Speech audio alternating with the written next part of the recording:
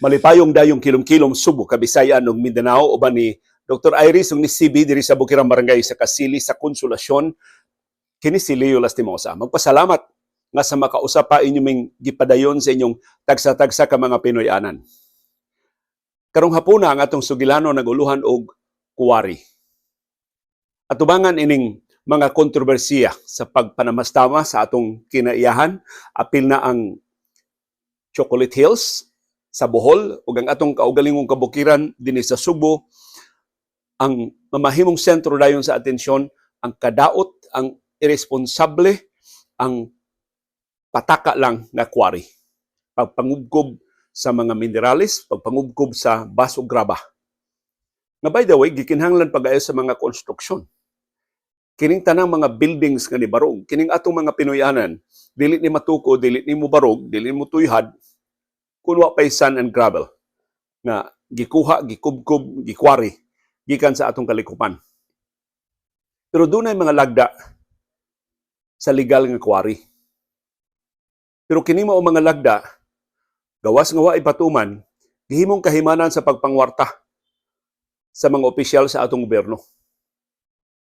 For example, kining Chocolate Hills sa Bohol. Sa wa pa ni masakpi ning Captain's Peak Resort diha sa lungsod sa Sagbayan sa Bohol, hagbay ra daghan na kaayong katuigan nga gika-report nga dunay quarry operations diha sa Chocolate Hills.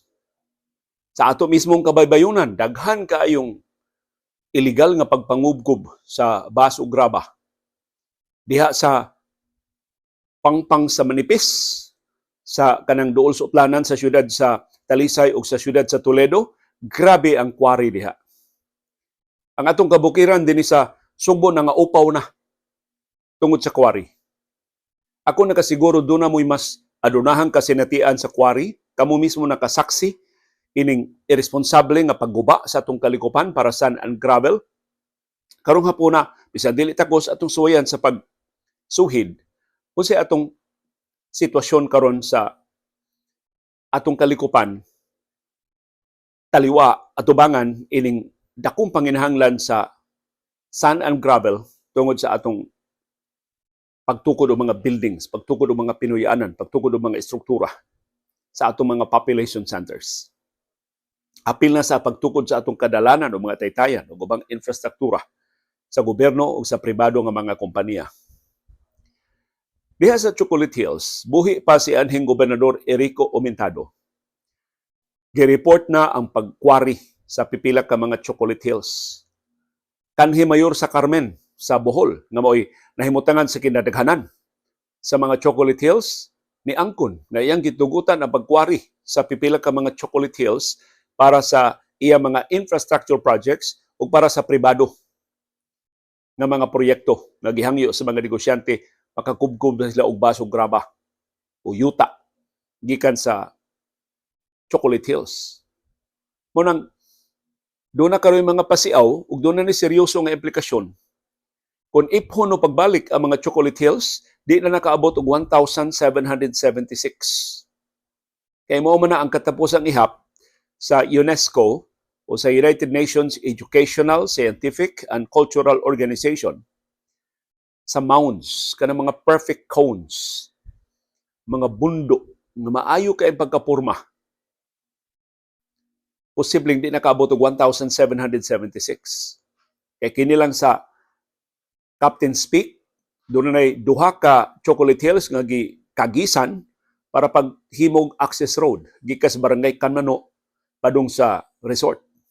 Doon ay laing Chocolate Hill nga gisapsapan kay gitukurag swimming pool, gitukuran og mga cottages, mga conference rooms, function rooms, shower rooms ug uban pa nga mga kahimanan ini maong resort. So -3 na nang daan. Doon na pagilaing gikwari diha sa Sagbayan. Pipila ka tuig ang nilabay, na-report ni mga sakop sa media, doon ay usa ka Chocolate Hills diha sa Sagbayan nga gikwari. Napatag. Or hapit dulan katunga na ang nakuha. So wa na to siya maporma nga bundok. So -4 na. Sa niaging katuigan katong panahon ni anhing Gobernador Erico Omentado, iya man gibadlong ang Mayor Carmen.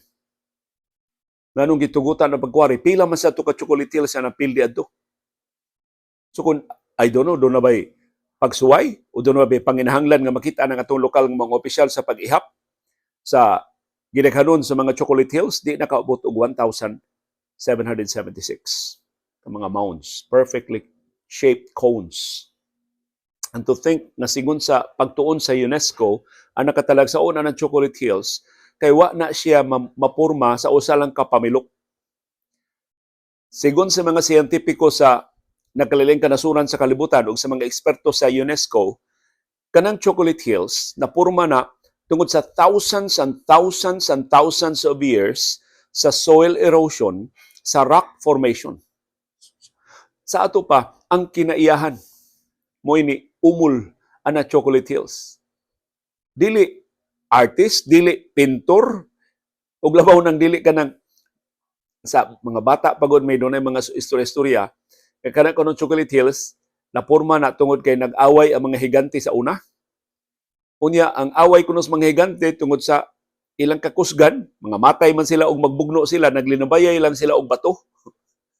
So na usa kuno ka higante taga Sagbayan, ikaduhang higante taga Carmen, ang ikatulong higante taga Batuan, doon na pa kuno ikaapat nga higante sa layo-layo nga lungsod. Sus ang taas kuno kay labay og bato kadto mang higante sa Sagbayan, so daghan kay daghan kay bato nitong pa sa higante dito sa Carmen. Mao nang perti naghana ko nung chocolate hills diya sa Carmen. Now, of course, wanay scientific basis, pero imagine pila ka libo ka katuigan ang gikinahanglan sa kinaiyahan pag-umol anang chocolate hills ug atong na-appreciate karon ang talagsaon niyang kaanyag, ang talagsaon niyang katahom. Diya sa usa lang ka pamilok atong gubon. Munang natandog ko sa komentaryo sa usa nato ka viewer sa atong programa sa Baruganan kaganina nga by the way pasaylo wata ka tuman sa atong naandang format sa Baruganan. Ato lang gisgutan kining Captain's Peak Resort nga giimbestigar karon nganong napasagdan ni nganong kinsa nagtugot ani pagtukod. Ang iyang komentaryo magkapatandog matud niya manghinaot ta, mangaliyat ta, dili niya mo ay sinugdanan sa katapusan sa Chocolate Hills. Ug dunay sukaranan ang iyang kahadlok. Daghan na kay mga bukid ang napatag. Daghan na kay mga bundo ang napapas. Daghan na kaayong mga bahin sa atong kalikupan ang nagusbat tungod sa illegal nga pagkwari.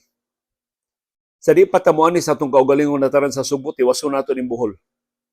Usa sa paborito namo nga spot diya sa kung mag-boating mi, kanang island bar diha sa Bohol, atbang sa tubigon sa Bohol. Kang nindutaan ng mga puti kaayo, pino kaayo ang bus, pulos ra gid siya bus.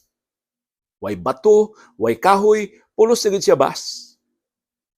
Kung maatlan ka, although daghan kay nakatultol ini pero tinaka daghan sa mga ligo, pero maatlan ka ikamura dito, sa di pa modunggo ang imong bangka o imong pump boat, ang isla mapuno sa mga langgam. Murag adto sila mo pahuway ba? Gikan silang kakapoy paglupad-lupad sa lapad nga kadagatan, adto sila dito mamahuway. Adto sila dito magduwa-duwa. Adto sila dito murag maghagwa-hagwa. Kaya may pagkaon. Pulos naman bas. Ang nakapait, kung way mga turista, kung way mga lokal ug langyaw nga mga liguay dito, abunda kaayo ang bus ug mga pump boats. Yung mga pump boats, doon na murag mga pumps, doon na mga excavators. Ilang gikubkub ang bus padung sa ilang barko. Kaniadto, sako-sako pa na. Doon na kayo makitaan nga pila ka sako, nga puno o mga bus, unya makatigom na sila pila ka sako, alam mo nilang hakot o pump boat. Karon mura og big time na ang pagpangugkob sa bus. Ini maong isla. Akong gipangutana mga mangingisda, wa pa ba nimo us-us ang bus? Siya murag wa pa. Kay ang kinaayahan doon naman siya paagi pag-refill. Kung kubo nimo pag-ayo, na siya paagi pag-refill. But I think eventually maapsan ang kinaiyahan dili na maka-abono ining bas, mawa na lang ni maong isla diya sa kadagatan sa tubigon sa Bohol. O pila na ka isla ang nawa. Suma, pagtukod ini mga ngilngig kay nga mga beach resort sa Subo, pila ka probinsya sa Kabisayan ug sa Mindanao ang nangreklamo nang wa ang ilang puti nga mga bus. Gipangawat mga dagko nga mga barko, dagko nga mga pump boats. Gipandad-an sila dito mga higanteng mga excavators. Ug ang ilang puti nga bus, wa na. Yan nas kababayon na rumaktan. Mao na himong artificial nga bus sa pipila ka mga beach resorts diya sa syudad sa Lapu-Lapu. And of course, dito sa Manila. Mas daghan dito sa Manila. Nga kawatan kayo o mga bus gikan sa atong mga isla din sa Kabisayan o sa Mindanao. Nakaroon, pasaylua o tuguti, mubalising ta din sa Subo. Ako taga-Talisay man ko.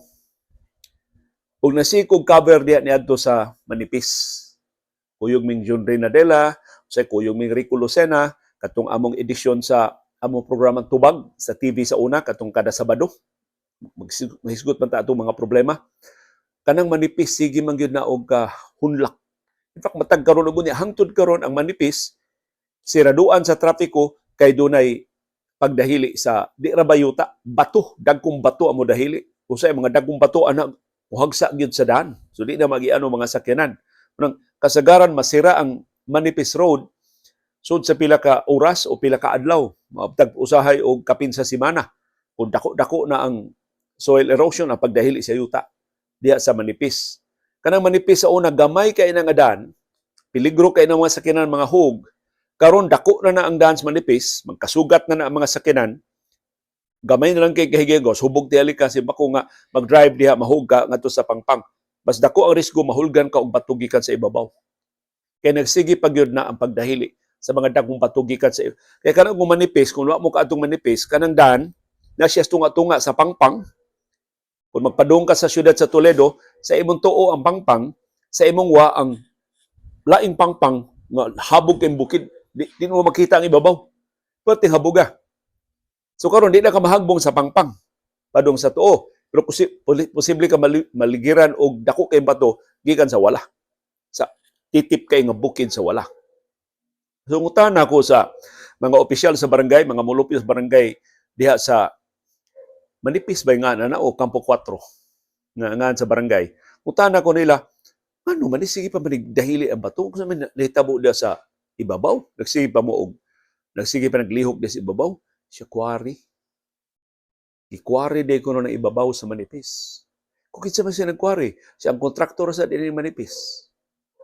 Murag part day ko nos kontrata, or I don't know, doon na pagtugot sa gobyerno, kanang nagtrabaho sa Manipis Road, ikaw man niya trabaho, ang iyang heavy equipment, adto niya, palibuto niya dito sa ibabaw, mag-quarry siya dito. Dako man kaya ng negosyo ng quarry, binilyon ka pesos ang kitaan ng quarry. Hilabihan kadako sa kita sa quarry. Muna mga kontraktor, na naman sila ay mga heavy equipment, kaya kanang ilang mga heavy equipment sa mga kontraktor, loader, bulldozer, mao man yung mga gamit sa quarry operators. So, while magpaabot sila sa ilang mga proyekto, mag-quarry sad sila. Ug kasagaras mga kontraktor din sa Subo, labi na kon sikit kasluwag sa mga opisyal sa gobyerno, ikay magka-corner sa mga quarry concessions. Ubos sa atong mga lagda, kining atong Mining Act sa Pilipinas nga mo nag-regulate ini mga quarry operations. Ang mga local government units makahatag og permiso sa quarry. Dili ka kinahanglan mo adto sa national government. So dili ang Department of Environment and Natural Resources ang muhatag ini ang mga local government units. Ug gihimo ni karong pangwartahan sa mga local government units. Hastas pipila ka mga barangay ng warta. Ini mao mga quarry. Ang hatagan ng quarry dili kadtong responsable nga mga kontraktor kung dili kadtong makahatag sa ilang pangayoon nga bugti. Kahinumdum mo karong bag-o dihay mga mayor bitaw sib nga nangadtong Europa. Daghan kay itong mga mayor, sunod-sunod to, mga mayor, sunod mga vice mayor na sab, giapil ng mga asawa, giapil ng mga anak, nangadto sa Europa. Nagsunod-sunod to. Di lang Subo, hastang ubang mga local government units. Kinsa ang ilang kuyog? Kontraktor. Kontraktor mo ilang kuyog. mga kongresista, mga mayor, uban pa nga mga government officials, mga kontraktor ang ilang kuyog. Ug kasagaran ato mga kontraktor nga ilang kuyog, mao to'y nag-corner sa quarry operations dinhi sa ato sa Subo ug sa babahin sa Pilipinas. So maka-imagine ka, doon na ba'y dag-anan ang mga karibal at mga kontraktor? Wa. Okay. Sikit kay sila luwag, sikit pa man sila sa ampaw karkar. Ila mang credit card magigamit sa shopping dito sa mga mayor o sa ilang mga asawa o sa ilang mga bana. Hilabihan ka dako sa kwarta ining quarry. Nga mga kontraktor, bahalag sila'y gatasan dito sa mga tour sa Europa, sa mga local government officials, tayihat mo, sukol sila. Mabawi raman sa ilang mga kontrata din sa mga road projects, mga infrastructure projects, nga baratilyo kayo, sa gulam na nag-ampaw kanang mga proyekto. So gamay ra kay sila gasto, unya plus quarry pa, ila pang kita sa quarry. Gawa sa manipis, nagyapon sa siyudad sa Talisay, katong quarry ni atos Mananga. Gamay pa kung bata di siyudad sa Talisay, kanang Mananga, perting lauma pa ana. Perting lapara pa anang Mananga. Pero, kaniadto pa, mga sako-sako pa na sa una, magdagpala, magdagsako, mangubgob diha og bas, kay pinom kinang bas, ug gagmay kinang mga bato sa suba sa Mananga. Moro to ila unya pituhan sa pulis, managan, kadugayan, di naman. Di naman managan, mga truck na mag-iibutang. Diya mga pulis, imbis mo pito, ulingin mo naman, ang mga pulis, di naman mo badlong. Wala na. Mga dagko na nga mga politiko, mga dagko na mga negosyante, ang nalibigit sa quarry sa Mananga. Tanaw, sa Dagway sa Mananga ron. Ilabihan nakalaksot sa Mananga. Kay mao man ay kasagaran kung mahitabo sa quarry. Usa sa labing dakong kadaot gyud sa quarry, ang kadaot sa atong kalikupan. Sa mas nahitabo sa manipis, ang atong mga bukid, mga upaw. Yung may tag maupaw lang, usay mo dahili pa yun. Kay irresponsible kay nga pagka-quarry, ang madahilian ang kabalayan diri sa ubos. Manay kuyaw niya, daghan kay nang nahitabo. Dinis ato sa nasod ilang sa Sugbo. Tibok nasod. Makatuo ka, nga hasta ang Mayon Volcano, gikwari. Gatusan ka mga kompanya sa Bicol, specifically dahil sa Albay, na mga nahimutangan sa Mayon, nasakpan na nagkwari sa Mayon Volcano. Sumuti na matagkaroon unya mag-alboruta ng Mayon, nasuko ang bulkan nganong gikwari ang iyang kilid, gikwari ang iyang palibot. Ano? Unsa kaway batasan? Kagwapaan ng Mayon Volcano ilang gipahakan dalagi sa illegal nilang mga quarry operations. Sa investigasyon nga gihimo, ang mga politiko rasab mo ay nagpaluyo. Ano? Of course, way nasilutan. Bisan usa sa kapis gatos ka mga negosyante nga nag-ihay lang quarry. Nag-agkunay lang asa ilang mga quarry sites diya sa Bulkang Mayon. Ambot sa Bulkang Kanlaon, ang taga Negros may makasulti nato. Doon na ba'y nag-quarry sab diha sa Bulkan sa Kanlaon? Kay dako magug ka invitasyon sa pagkwari. Tungod sa kadako sa kwarta. Kita dinhi Sugbo gidungog ta nga kitay usas kina tas-an og presyo sa sand and gravel. Di lang tungod sa pagpangawarta sa quarry, tungod sab sa buhis nagipahamtang sa mga local government units. Kay ubos sab sa balaod, ang mga local government units makapahamtang og buhis sa mga sand and gravel o ubang mga filling materials. Unang mamalihog ko sa mga karaan nato nga mga viewers, kamo nga nakasubay sa pagtukod anang South Road Properties, SRP, sa Cebu City ug sa Talisay City. Gidungog na ang naka-corner anang pag-supply sa mga filling material sa SRP, perting datua. Sus, pila guna katonelada sa mga filling materials ang giabunuhan man natong dagat man ang SRP sa una. Giabunuhan ang dagat ug nahimo na karon nga South Road Properties, 300 hektaryas ang SRP. Imagine pila na katonelada na sand and gravel, pila na katonelada nga yuta ang gihakot, pila ka bukid ana napildi dinhi Subo aron nga mahimo ng South Road Properties. Ang akong nahibaw-an, usa ka inila kay politiko dinhi Subo mo'y naka-corner sa kontrata pag-supply sa mga filling materials diya sa South Road Properties. Makapangurus tandaan kay daghan kayong mga reclamation projects nga gisugyot ang uban giaprubahan na dinhi Subo. Ako nahibaw-an, labing menos na po, kapis na po, ka mga reclamation projects ang aprobado na o kung way makabadlong ini, magkasugod na ni og trabaho. Sus, asa man na sila og filling materials. Pila naman sad kabukid ang mapildi o mapatag aron lang matuman ka ng ilang mga reclamation projects. Ako nahibaw-an, dako kayong opisyal sa gobyerno na ingon, i-endorse nako ning inyong mga proposals sa reclamation projects ubos sa usa ka kondisyon. Ako'y supply sa filling materials. Kung di no kamusugot, ay lawa-lawaan imong aplikasyon sa reclamation. Wa di gina mo irong.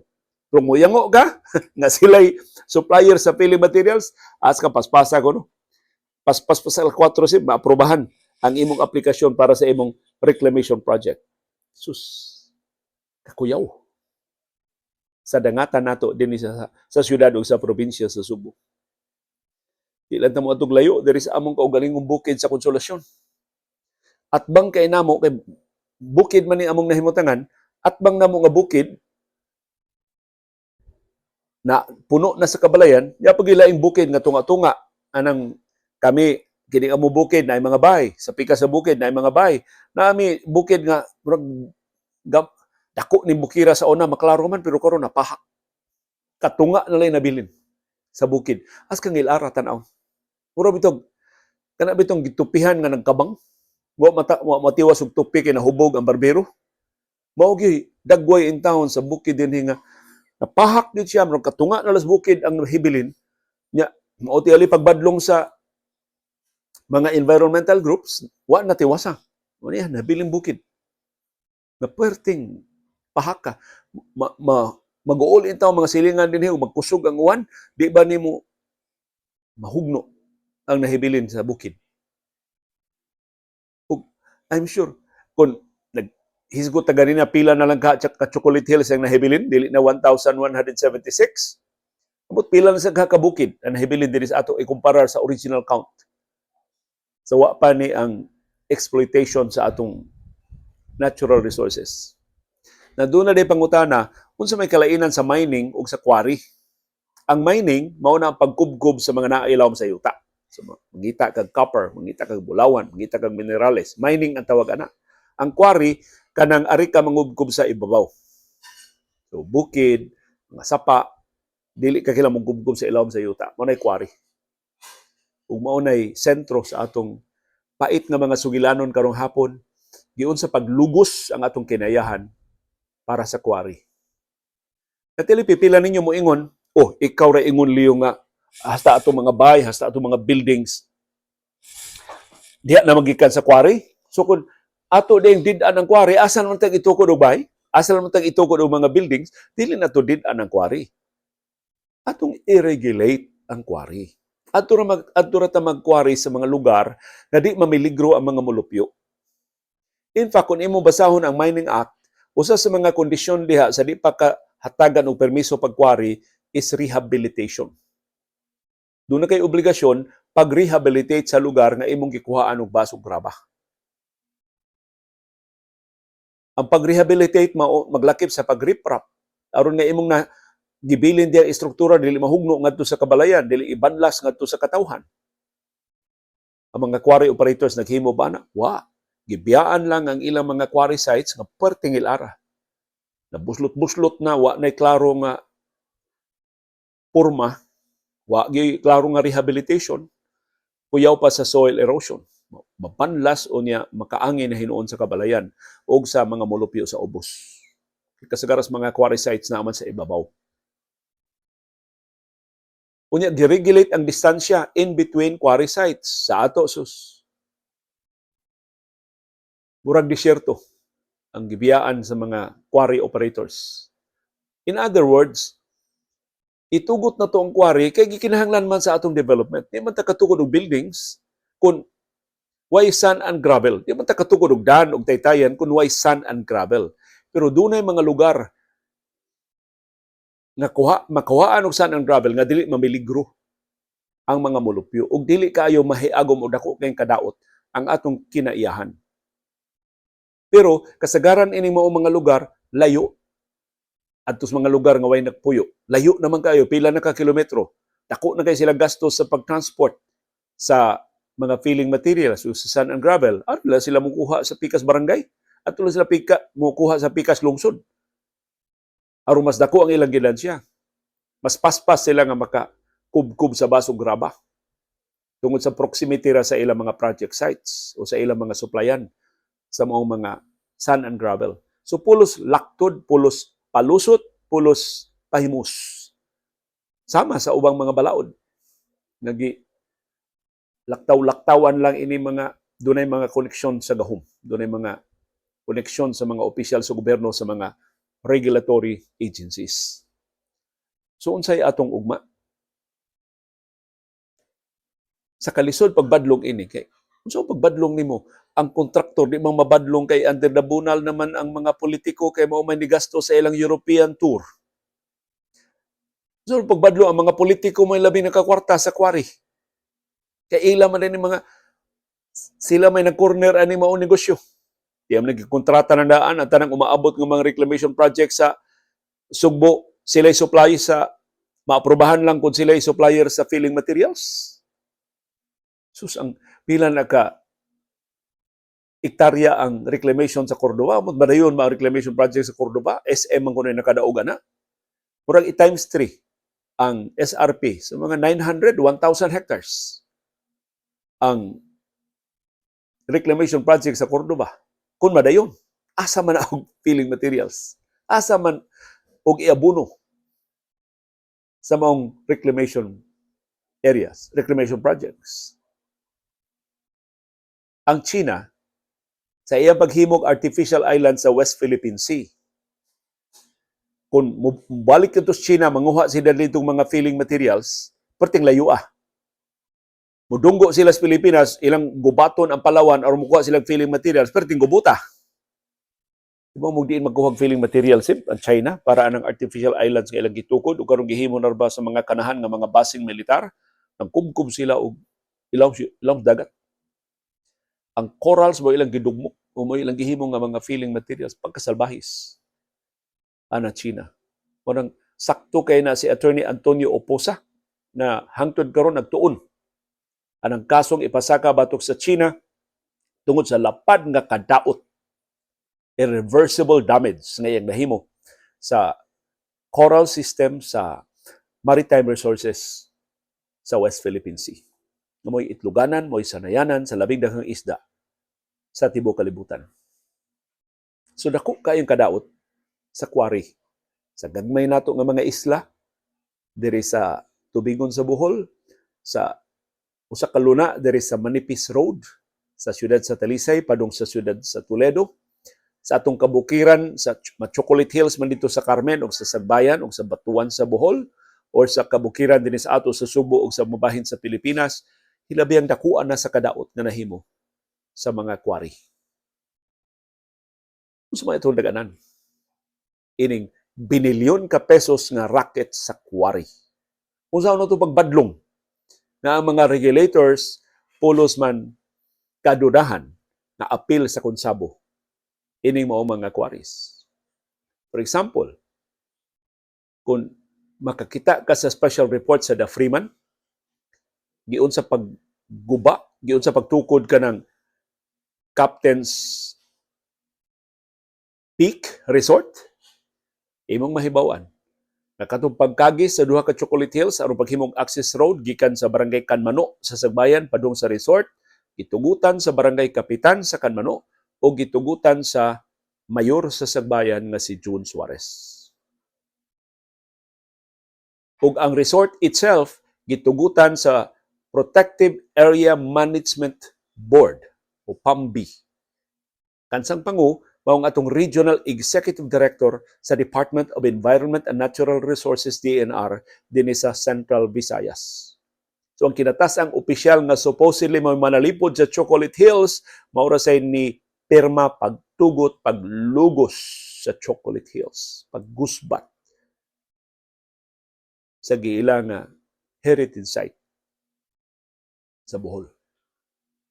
Kaanugon sa atong kinaiyahan. Yes, naginatag kalambuan, pero mahimo ba? Dili na ito pildihon ang atong kinaiyahan. Mag-unsa man ning kalambuan kung morisbak ang kinaiyahan o mga patag ning tanan ng mga estruktura na atong gi paparug, bugti sa atong pagguba sa atong kalikupan. Uban ni Dr. Iris ug ni CB diri sa Bukirang Barangay sa Kasili sa Konsolasyon, otro ning among bukid nga gihulga sa mga kwari kini si Leo Lastimosa. Magpasalamat sa padayon yung pagsunod, pagsalig ug pagpaminaw sa atong panahom dayong kilom-kilom. Salamat, Bingbing girl. How are you, Manda Bingbing? I miss you, Bingbing girl.